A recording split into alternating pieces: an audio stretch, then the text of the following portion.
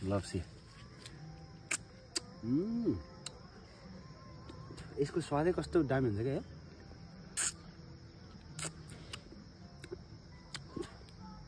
last मिठो क्या अमिलो हुन्छ नि त गुलियो गुलियो पनि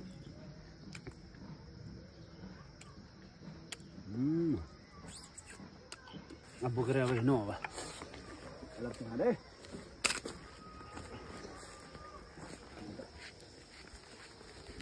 खाना खाएर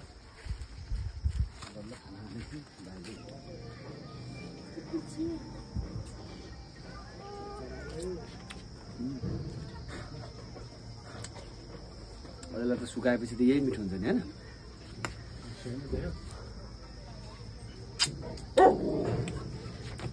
अझै पाके होइन है